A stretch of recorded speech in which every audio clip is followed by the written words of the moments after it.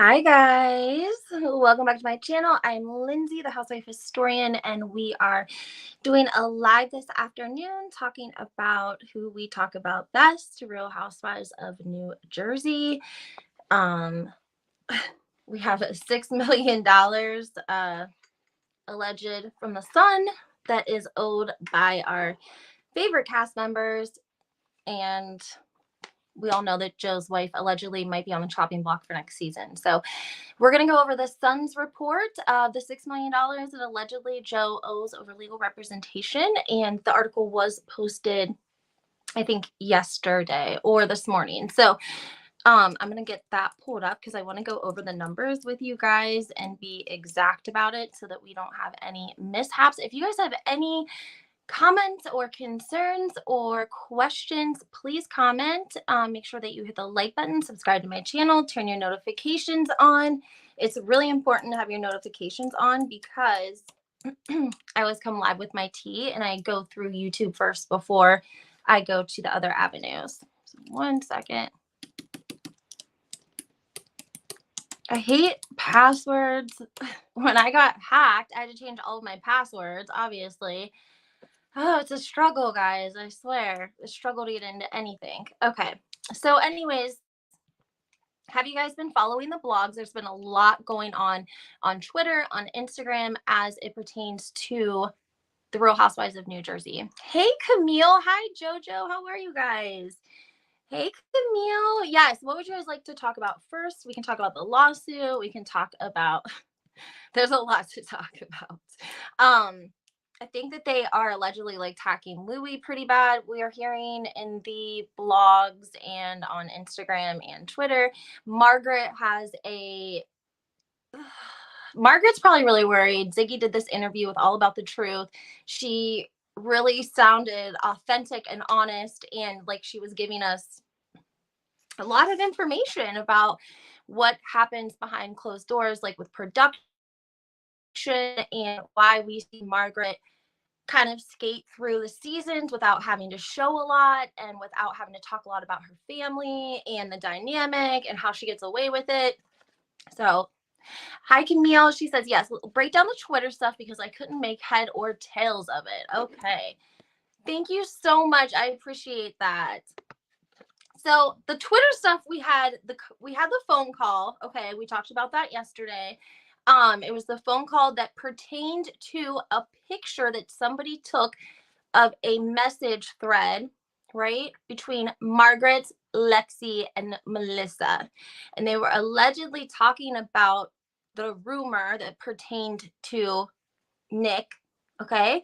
And that's why Lexi says, what are you going to do? And Melissa said, and then Margaret chimes in and says, whatever you do, Melissa, deny it. And then Melissa says, absolutely. Nobody knows this except for me, you, and Tom. And Tom is their publicist because they share a publicist, which is a little strange, guys. You don't typically share publicists, but it makes it seem like maybe they share other things, like if they share their publicist, they might share, like, I don't know, other people in the business that do things for them and help them, make moves and stuff. So the thread was about the affair, the alleged affair. But what was most astonishing about it was that Margaret was showing people this. Somebody in Margaret or Lexi were showing some like this because it was posted on Instagram and then it was taken down like within minutes or seconds. Margaret used to have an assistant. Do you guys remember? She had a blonde assistant that I think was from Canada. Did you notice she was like cut? I don't know if that had something to do with this or not. I don't know. I'm just speculating. But I know that when this broke, guys, it was a big, big thing, bigger than it is now, bigger than what Bravo gave it light. Okay. Like this was a big rumor to come out, and everyone was sort of watching Melissa and Margaret because regardless, you would think Melissa would have some hard feelings towards Margaret for one, telling Laura Lee Jensen, B, for Laura Lee Jensen telling the entire cast, everyone, basically. And even Ziggy on the podcast, All About the Truth, she made a great point. She was like, why wouldn't you bring someone like Laura Lee Jensen in who's like ready to tell on Margaret all of her dirty secrets? Like, that's like a dream come true for production. Like, they're always trying to dig people up from someone's past and bring them on. So why wouldn't they want to bring her on if she is ready to tell all of Margaret's secrets? Doesn't make a whole lot of sense. And Ziggy's basically saying, and correct me if I'm wrong, and if any of you guys listened to the podcast, let me know your thoughts. But did you feel like she's basically saying Margaret is protected by production because she's doing their dirty work? I read about this $600, and it is so crazy because I have talked to a lot of people because of what I do. I talk to a lot of people. Like, I'm just like naturally invested, and I investigate and I talk to people. And, this isn't the first time that we've heard about a gift card, because I have someone from way back talking about gift card being exchanged for favors for something else completely not even related to this, but like related to their image, like $200 dinner gift card somewhere.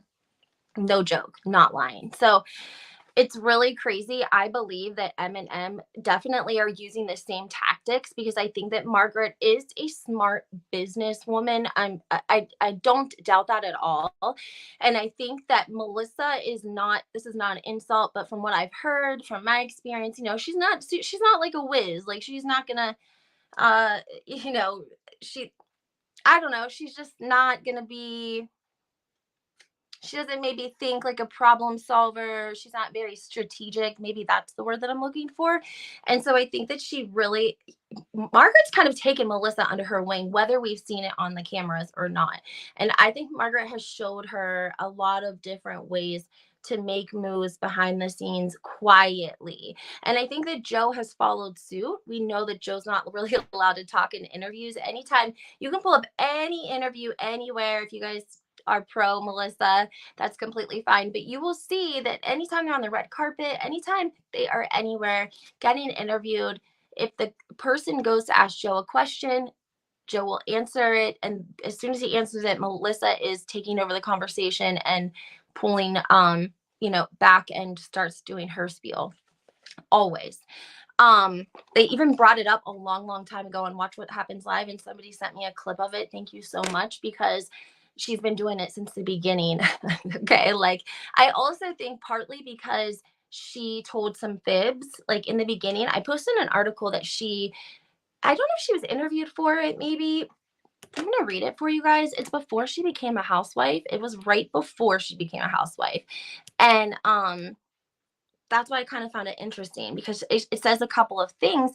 It says that Gorga, who describes herself as a bubbly Italian girl. 1 second, sorry.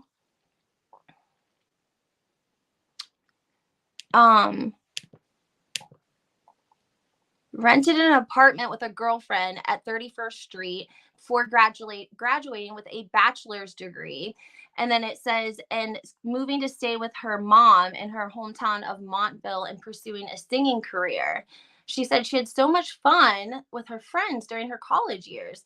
There were always fun things to do, and it was minutes away from New York City. There were two things I always wanted to do, and that was teaching and singing. She added, right now, I can't have my own classroom, but I'm aspiring to be an R&B artist and raising my 3 children, Antonia, Gino, and Joey. And then she goes on and says that, I'm not sure, is it Bayonne resident, Bayonne resident? She calls herself a Renaissance woman who has worked her way to stardom. And I'm not joking. I'm quoting this. Yes, a real Renaissance woman who worked her way to stardom. Thank you, Jesus. Gorga, 32, has joined the hit reality TV series for season 3, and she, in fact, is already part of the TV family. Her husband, Joe, is the brother of Real Housewives star Teresa Giudice. A Toms River native, Gorga moved to Bayonne in 2001 and landed a job as a tanning consultant at a tropical tanning location on Broadway. That's where she was studying in New Jersey to become a teacher, because all she's ever wanted to do in life is teach and sing. I swear to God, that's what the article says. I posted it on my Instagram, HW Historian 2. I labeled it Melissa pre-housewife. That way you guys can take a look at it. If you'd like, I can show you.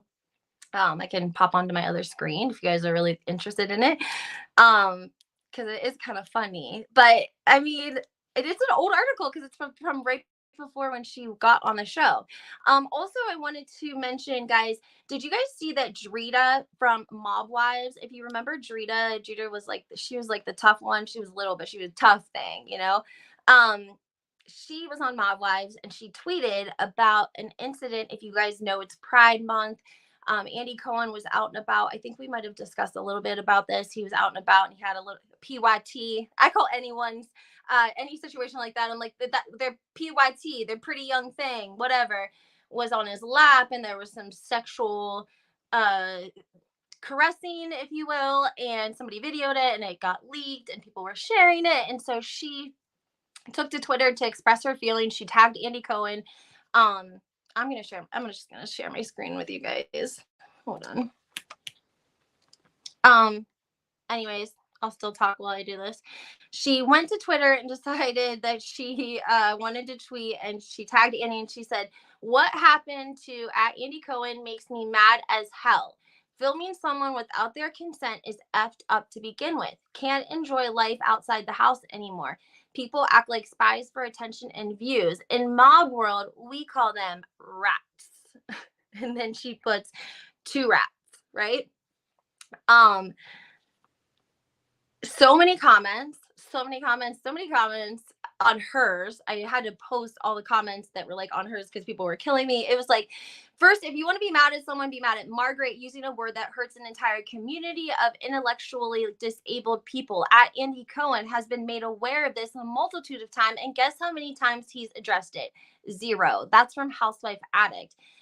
Next one, you don't have to have consent to record someone in public, so you don't do stuff that you wouldn't want to be recorded while you're in public. Simple. Nicole Kidman's second Oscar says, "You mean the Andy Cohen who makes his living by making TV out of other people's worst moments?" Like, next comment, "People don't seem to realize that the guy he was with, we don't know if he's out or not, which makes it even more screwed up. Man, pushing 60 with 2 kids, kind of creepy. Andy ain't doing nothing wrong. He's a grown-ass man. I want to go sit on his lap next." That's from Fashion Jamar. "It's such a violating feeling to be filmed, then put on blast without consent. He should have known not to be in public like that. I mean, what the F, for real? Isn't doing that how Andy makes his money?" Somebody else says, "I'm still trying to understand what he wants us to do with that information. It was Pride weekend. Everybody's grown. It was after Bravo work hours. Andy's single. The two clearly have consent, whatever was going on. What you trying to prove?" Miss Val says, "It's so messed up and degrading." Another person, "People film all the time without their consent. Celebs know the risk." Next one, "They'll never be like a Wendy Williams, needs to go away. He tries so hard to be a mix of Andy and Wendy and fails every time." Well, next time, let him use your house. Someone says, "Give him a call." Somebody else says, "Right, as annoying as I find him, Pride is the time for anything to happen, and this is so gross. Tell Andy to put you on RHONJ. Wait, I'm lost. What happened?" People are lost. They're trying to get caught up, but they're like, she's going off, so they're into it. Another person, "Hey, what's the big deal? Andy is a grown man out on the town. He was not having sex in the open." Someone else says, "I don't care what he filmed and I don't care what he's doing. Any outrage about this is ridiculous reach." Somebody else says, "Snitches get stitches." So that was a fun, if you guys are on Twitter, you'll see that. Drita is so funny. It's just funny because we were just talking about rats because Bo Deal did that interview with David Yontiv, and he was talking about how, you know what he hates? He hates a rat. And do you guys, please tell me somebody has seen The Departed, the movie The Departed with Nicholson and Leonardo DiCaprio. Do you guys remember? And at the end, towards the end, before everything comes out, Leonardo goes into the bar to see Jack, right? And Jack's like sitting at the table, and I think he has like a hand cut off. Somebody's hands in a bucket, you know, cut off. And he's talking to Leonardo DiCaprio because he knows that there's a rat. He knows somebody is the rat in his unit, and he looks at Leonardo and he's like sketching. He's like, you know what I hate? Like, I hate a rat. And he's like being like scary psychopath, like chop you up into a million pieces type of look to Leonardo DiCaprio, right? And I felt that moment when Bo was being interviewed and he was like, and I hate a rat. And he was like, he goes, this is literally a quote. It was so he was like, okay, David, picture us. We're gangsters. We're gangsters, and we're doing stuff, and we're doing stuff. And then he like names one of the 5 biggest crime families out of New York City. There are 5 major Italian crime families that are responsible for creating the entire mafia organized crime. Off the boat from Italy into New York and New York City and New Jersey, and 5 major families. And the Manzos are allegedly affiliated with one of those families as well. And he actually mentioned one of them during his interview. So that should give you guys an idea of some of the status of Bo. I wasn't aware of him until I Googled him. But then after also asking around to some of my contacts that are in New Jersey, law departments, you know, law enforcement, different sorts of sources that I have, Bo's a big deal. And the way that he gave the interview, the people that he spoke about, even though it's an older generation of the movie Goodfellas, like, don't forget to stir the sauce. Like, tell me somebody knows what I'm talking about, right? Don't forget to stir the sauce. Um, Great movies, great gangster movies. Like, better, I'm not knocking the Godfellas or nothing, but I'm just saying, like, I think that they were a good representation of what life was like for some of them, because that was actually based on a real guy named Frank, and he is actually still alive. He was in witness protection for a long time, but he kept getting effed up in bars and all kinds of crazy stuff, and he ended up being able to come out of hiding, but he lives a very like suppressed life because he was running with people and he told on people, because if not, he'd be in prison for the rest of his life. But these are the kind of people that Bo dealt with on a regular basis. It sounds like he knew them very well. And also, he was talking about Monster on Wall Street, about the gentleman who that movie was about, and how he wore wires on all of the people that he told on, and they were his own people, right? So it is a big deal to be called a rat in New Jersey and in New York, and anyone in that area, that vicinity of those states, we know that. We've had Rachel say it. We've had Danielle say it. We've had Bo Deal say it. We've had Jarita from Mob Wives say it. Like, if we don't get the hint now that like rat is worse than garbage, I don't know what else is gonna make it more clear, because that's pretty wild. Camille is, I love Camille. I'm watching it. Riding the Renaissance and a Fabellini sister. Cocktails to success. Coattails to success. That is hilarious, Camille, dude. You have the best one-liners. Oh my gosh. Let me go back. That is so funny. Oh, you guys make me laugh. Read some comments. And Andy have a right to have an opinion about it. Absolutely. Camille says, imagine if Drita was on New Jersey. Drita throws hands too much. Also, I think there was like some sort of, I don't know if they were living on Long Island or something, but there was a little bit of a bust that happened a couple of years ago. I don't remember the details. But I think the ex might have went away or got a couple of years out of it.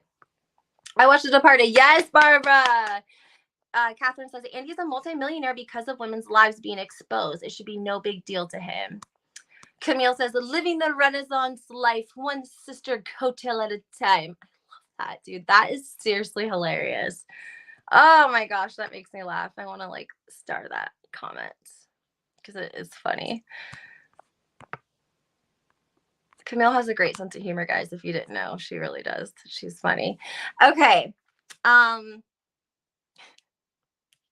I'm gonna have to show you guys the article now because I feel like you guys don't believe me that I called her a Renaissance woman, but I swear to God on everything, it says that. I'm not joking. And you can tell, you know that it came from her. And how do we know that, class?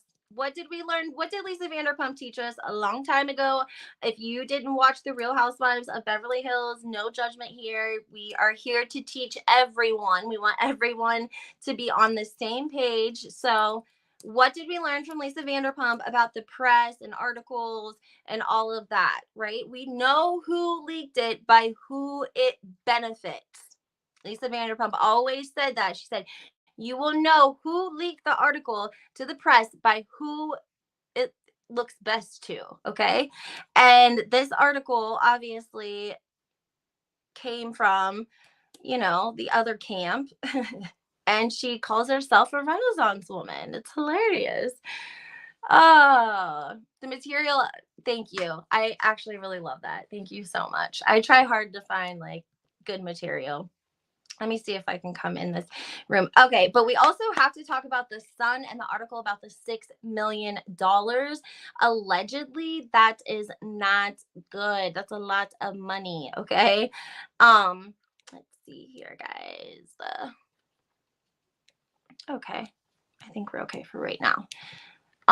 So the Sun came out and said that Real Housewives of New Jersey husband Joe Gorga has been sued by his former lawyer for refusing to pay legal fees in $6 million real estate sale, court papers claim. Okay, it's not 6 million. Sorry, it's 6 million. It was a $6 million real estate claim. The U.S. Sun can exclusively reveal Joe's former lawyer, Alan. It's Trembulak. I'm gonna put that in the comments for you guys. Of course, you want to upload right now. I hate this thing. Sorry.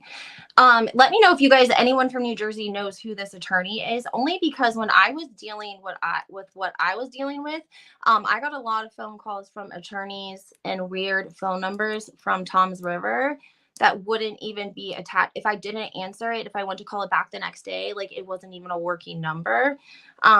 Some of them were linked to attorneys, but the attorneys look bogus. I don't know.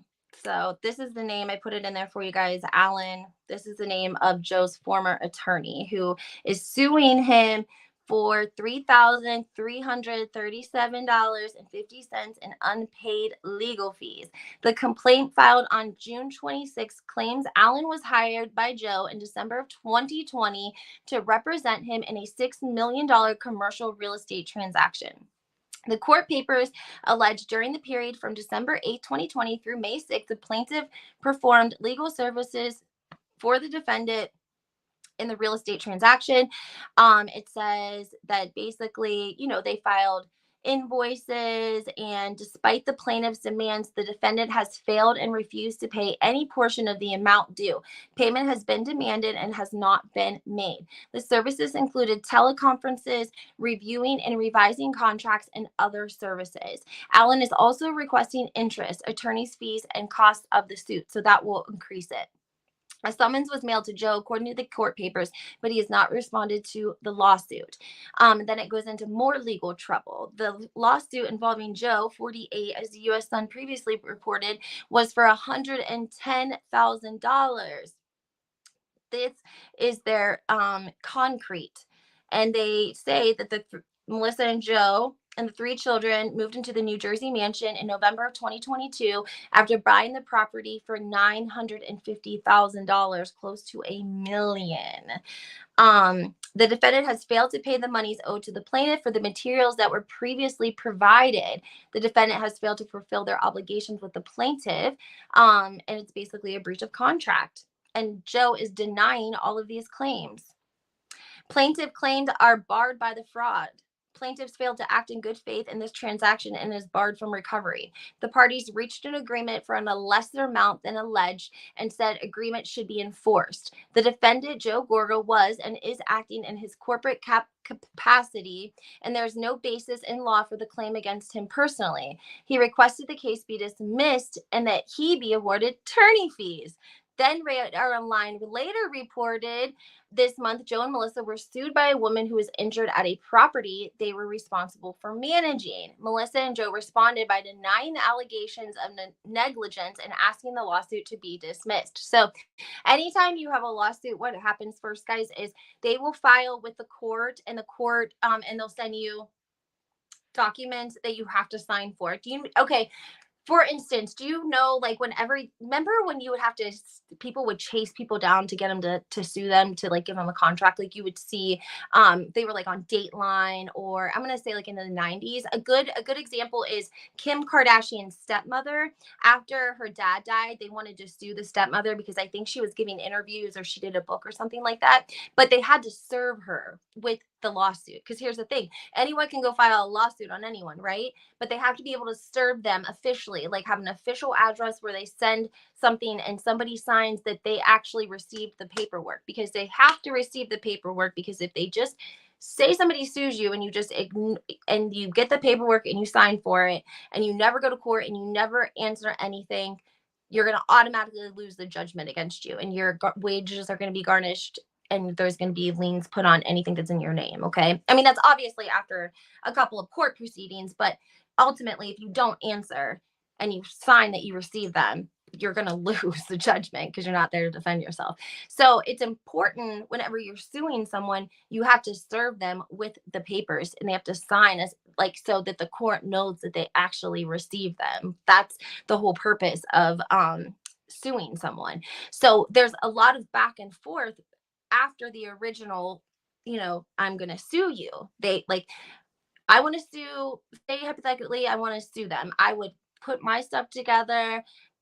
I would file with the court, file the addresses. They would serve whoever I was suing. They would sign for it. They would get the paperwork. They have a 14-day obligation to respond to my, my request. They respond, they send it into the court sends that to me. I have 14 days to respond from that. I respond, court, plaintiff, defendant, and then back before you even have a court date. So they really want you to wrap this. They don't want to have to go to court. They don't want to have to deal with it. If it's something that they think you guys can try to work out and mediate without a judge, without having to go to court, without having to do any of that, that's what they're going to encourage. And the lesser the amount is usually the more they're going to encourage that there's a settlement made. Anything under $10,000, I think, is, you can't, it's not even, you couldn't take it to trial. Like you couldn't deny it all the way up the system and take it to trial.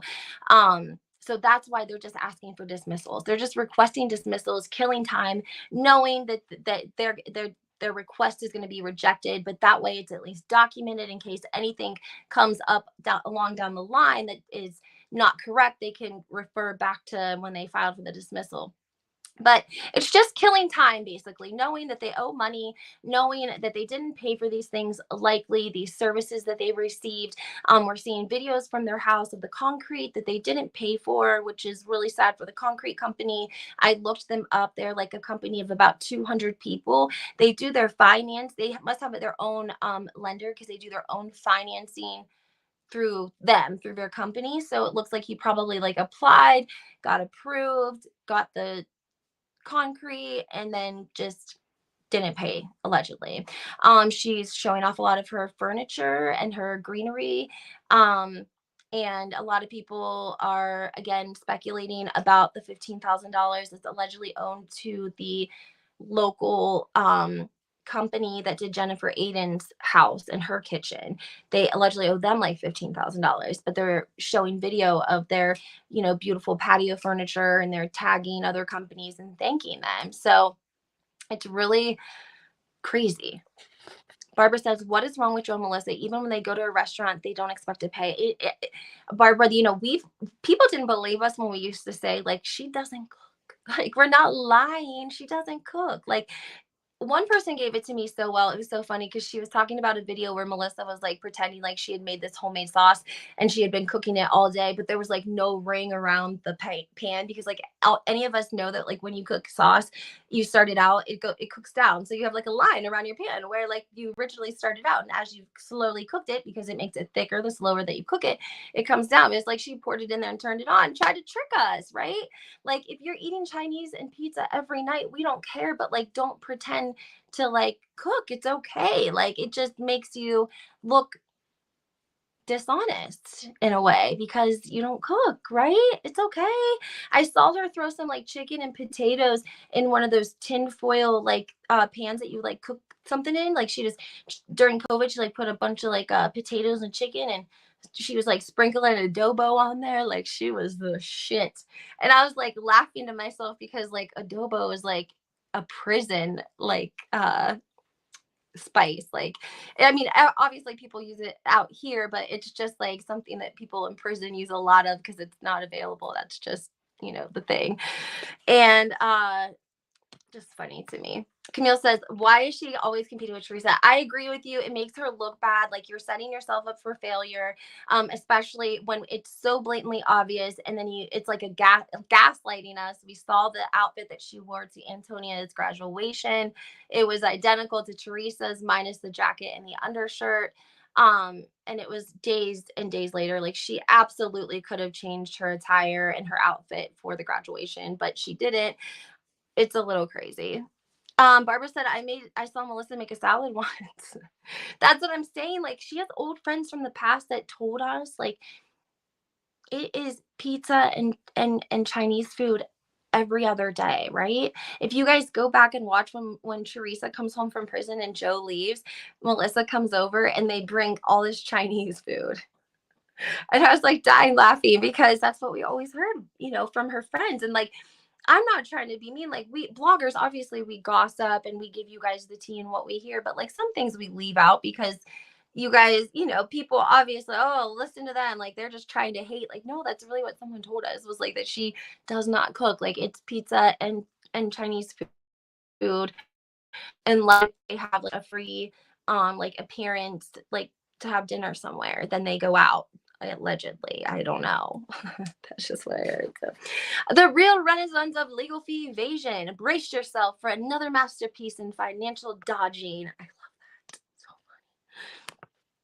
if you guys are just coming into the comments, we were talking about an article that was posted to my Instagram. I'll just go into a double screen and share it with you guys because we have about 70 of you in the room.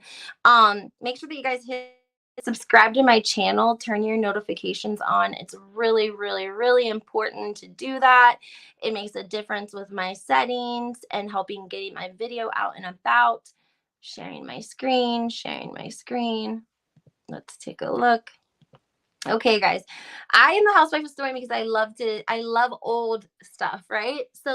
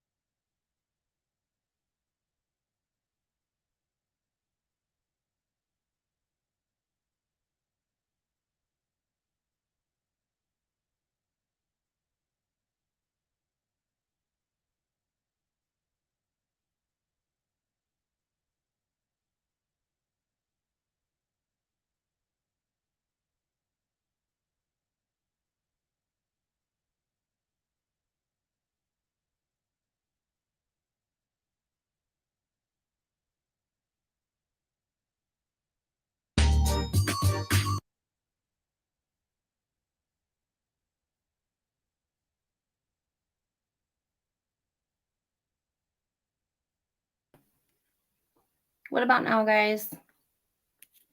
Hi, guys. Let me know if you guys can hear me. I apologize. That's why sometimes I don't like to do a screen share, because this happens and I'm not able to like hop out of the videos and come back in to them. So we might have to call it quits, unless if you guys can hear me.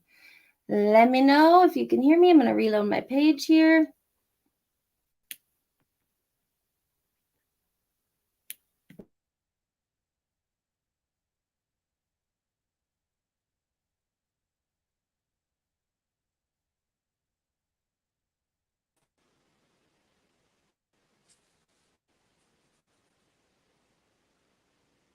Hi, guys. Can you hear me?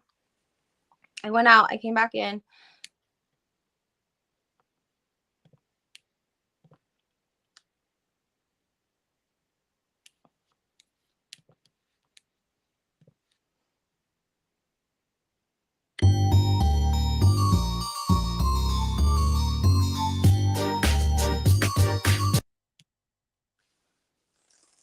All right, can you guys hear me so we can talk about this article? Let's know. And the lies, Melissa, we could have paid $100K for the pizza ovens. Just prove the facts of fraud. Notice how Josephina did not go to Melissa's family for the pizza oven. I did not notice that. Just going through some comments. People of particular age and live near or in New York know Bo, who is, I'm sure Margaret does. I'm sure Margaret does as well. Can you guys hear me? Live viewer comment show up. Sorry, it's been brutal with the heat around here. The latest lawsuit, deadbeat Gorgas, ladies and gents, this is Josephina went to Louis for money to buy the pizza oven, but he's broke. Let me know, guys, can we hear? Yes, I got a thumbs up from. All right, perfect. Thank you, guys. Awesome. So glad that you guys can hear. All right. So this was the old article. I don't know if you guys got a chance to see it. This is why sometimes I don't like to share my screen, because it ends up being a mess, but whatever. This is before she was on the Real Housewives, and she describes herself as a bubbly Italian girl with an apartment with her girlfriends. They're having so much fun. And I can read a little bit to you guys if you would like, if you're interested, because I know it's kind of far away, but I'd like you guys to see the receipts. It says, from Bayonne to one of the Real Housewives of New Jersey, Melissa Gorga is a real Renaissance woman who has worked her way to stardom.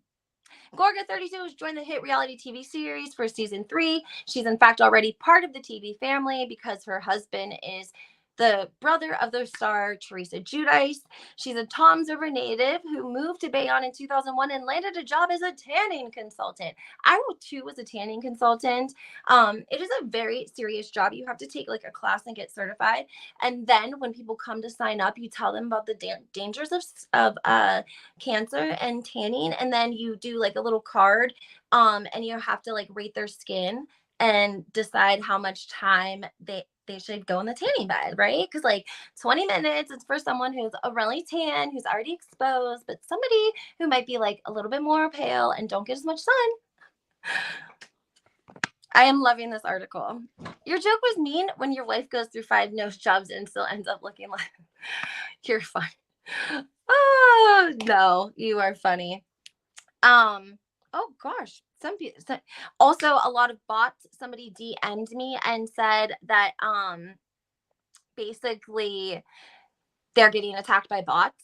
They don't know what to do. They're like attacking them, and so I want to let you guys know that you can, what you should do is first block these accounts. If these accounts don't have profile pictures, if they have 2 or 3 followings, if they're doing any sort of back and forth with you in comments or going into your or trying to send you DMs, don't open DMs from these people. Don't argue with these people. They're bots, they're AI, they're artificial intelligence.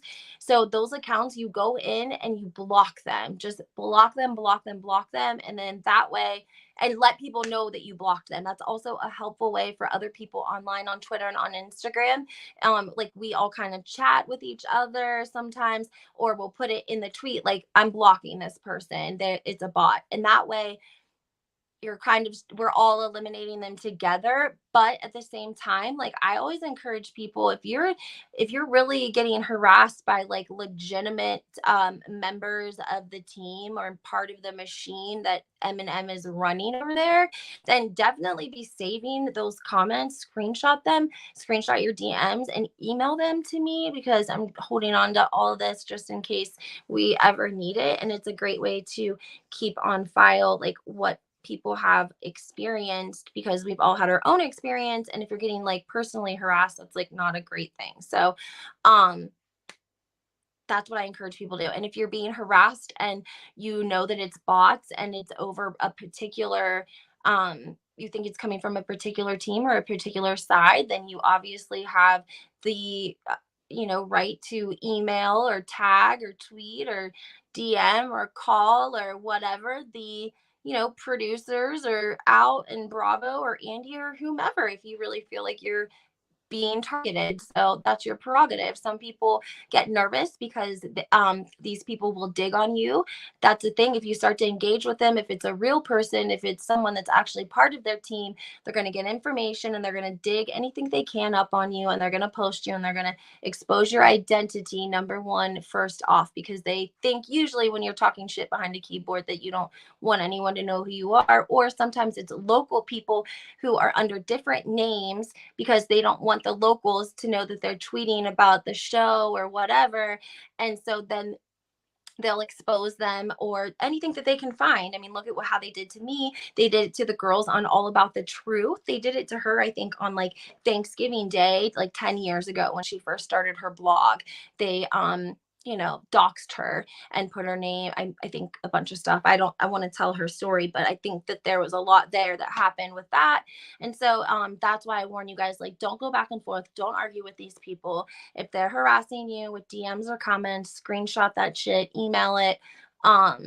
Don't engage and block the bots. You don't have to necessarily block like their team or their people. Like, I've seen the husbands go after people in the DMs on Twitter. I've seen the nephews, like, they're family of a family of a family. And so sometimes people will be coming at you and you don't even know how they're associated. Also be careful, because they'll send people to your DMs that are pretending to be a friend, and that maybe they'll see that you tweeted something about Melissa that you didn't like, and they'll try to talk bad to like be friends with you to try to get information. It's really, really crazy. So just make sure that you guys are blocking these bot accounts, don't engage, and make sure that you guys are, just being careful, because again, there's a computer whiz over there. And Margaret and Melissa, we already know they share a publicist. Like, they've told us that. So it would not be out of this world to think that they share a public relations person, a tech person, like whatever it is. I'm sure that they share it, and they have the benefits of somebody being like really, really computer savvy in their circle, and they're able to make moves that average people can't do. And so that's why you see a lot of podcasters that aren't like huge, but aren't, they're in the middle or a little, whatever, however you rate your podcasters. But it seems like everyone is being targeted at some point if you're not like pro them. And it's kind of obvious at this point, because everyone that said anything bad has been like attacked in some sort of way. So these women have no right to harass fans. They choose to put themselves on television, and Bravo should step up, put this as dangerous behavior. I actually really 100% agree with this.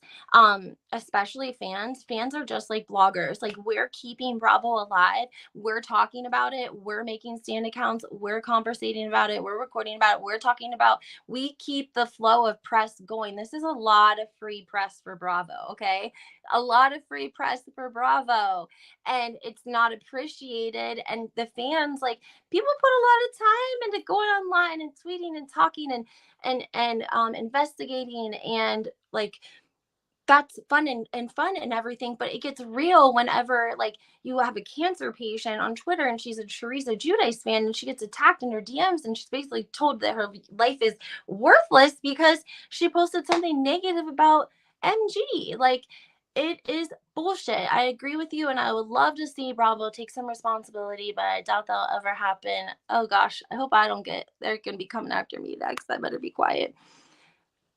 they had Barbara. Now Barbara's the nicest lady in the world. My God, Barbara, seriously, if they're gonna close down anyone, they close down Barbara's account. Barbara don't hurt nobody. Gosh dang, Barbara Romeo, she don't hurt nobody, and they close her account down. Bravo needs to pay their stars more money. They are exploited. Ah, and again, like we have to remember, like they are choosing to put themselves out there, so that's that they can't hold themselves to the same standard as us. Like you can't be like, oh well, you posted about my family history, so I'm gonna post about yours. Like what? Like you're getting paid millions of dollars. Like what do you mean?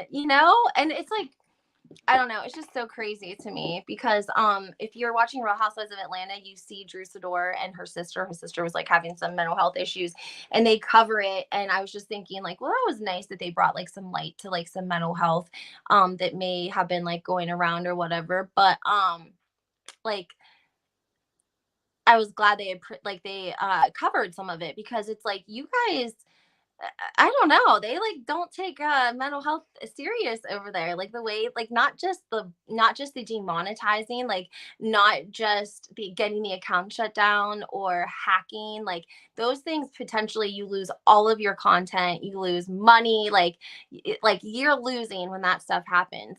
But when you have people that literally cyberbully other people and you don't know what state of mind some people are in on the other side, you can really screw someone up that way. I'm just saying you could catch somebody on the wrong day and you could say something that was just too much. And so I think that that is why there's like a frustration I feel towards the like how they're able to run these bots and have these people do these things and have family members like talking to viewers that way. Like it shouldn't matter if I like Teresa or Melissa. I'm still a viewer. Like I'm still viewing your show. So regardless, you're still making money off of me. You know what I'm saying? Like you're getting my seat, you're getting my number for how many people watched the episode, like the numbers or whatever. Like you're getting my number regardless. But now because you're harassing us and you're shutting our accounts down, you're hacking us, you're demonetizing us, people pull all the way back. They're like, well, I don't want anything to do with it now at this point because I can't even enjoy it. I'm getting attacked. My identity is, they're about to be exploited. Like who knows what's going to happen. And that's not fun for viewers. Barbara says, I know it was a little inconvenient because I had to start a new account. I can't remember half the people I was following or was following. Absolutely, Barbara. And you shouldn't have to get a whole new account because you made a comment on a blog or a Stan account somewhere that wasn't pro Melissa or pro Margaret. That's complete bullshit. I'm just saying. Like, and that's how she feels. And she's like, I know it's not like a big deal, but it's like, I agree. I lost all of my content. I have years of content on my Instagram gone, years of content. And I love old content. This is why, for example, I love posting stuff that you guys have never seen. Like, it doesn't really matter who it's about. If you guys notice, I post old photos from New Jersey, anything that's old. I love to post it. I can't help it. Like, I love old things. I love good bones, right? So it's like I lost a lot of great content, but it is what it is. I'm just saying that it would be nice if we could see some responsibility taken, especially because Bravo wouldn't be what it is without the, blogger, YouTube, TikTok, Instagram, Twitter world. Like if everyone stopped today, what would Bravo be without the bloggers?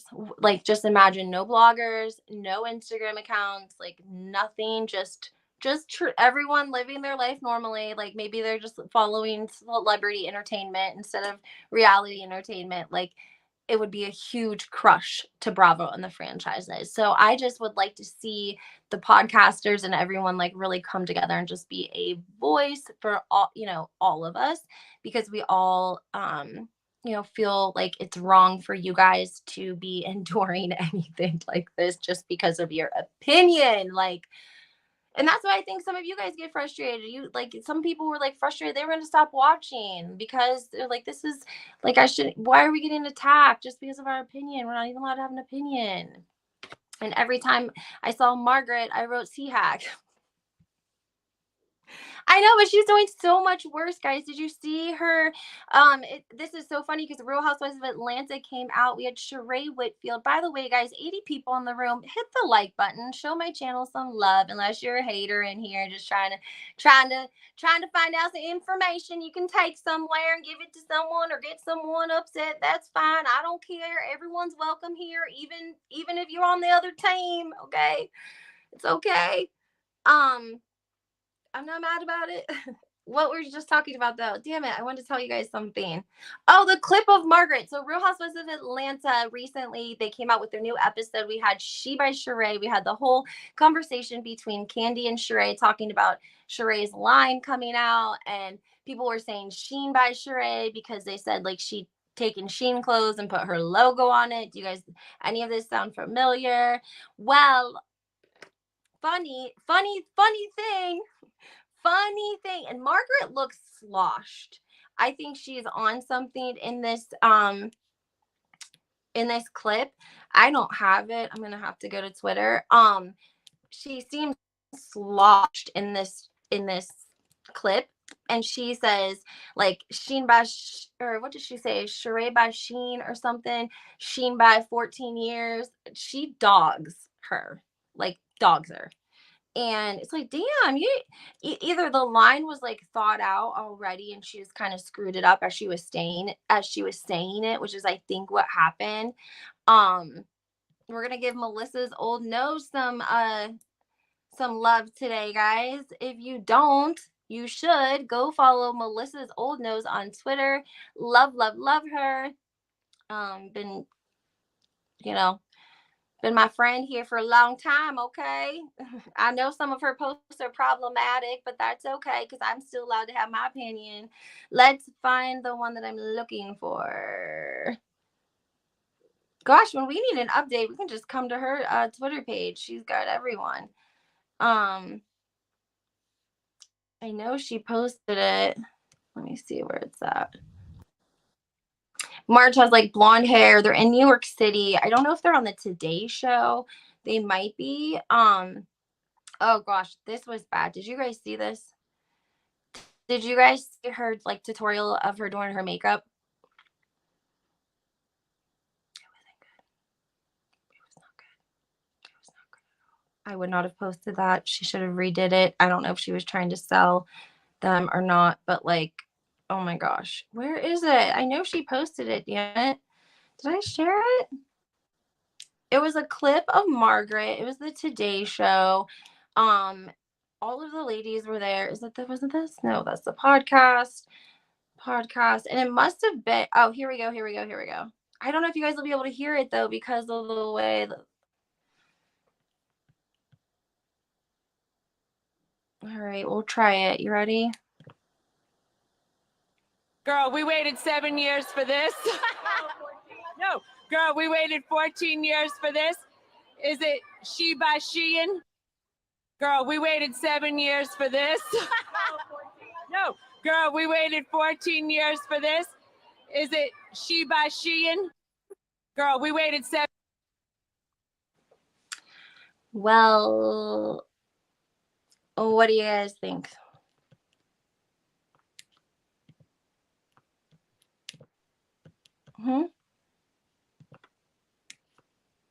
What do you guys think?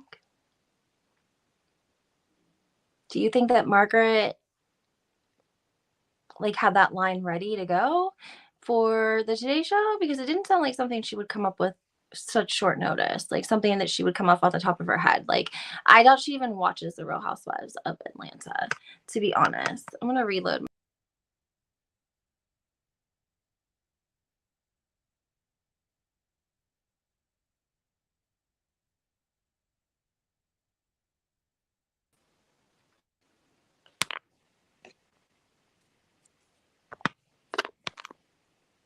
Okay, guys. Hopefully you can see me. I came back in. Hopefully you guys can see me. Yes, Margaret, she better keep Margaret doesn't know who she's messing with. She better keep one eye open when it comes to Sheree. I agree 100% with this comment. 150%. Her producers love her. She says what they want. I agree with you guys. All right, guys. Well, I'm gonna cut this off. I just wanted to come talk about the lawsuit that hit and to you know, see what you guys are thinking. Make sure that you guys hit the like button. Make sure you subscribe to my channel, turn your notifications on. And we're gonna chat soon. Okay, guys? Bye.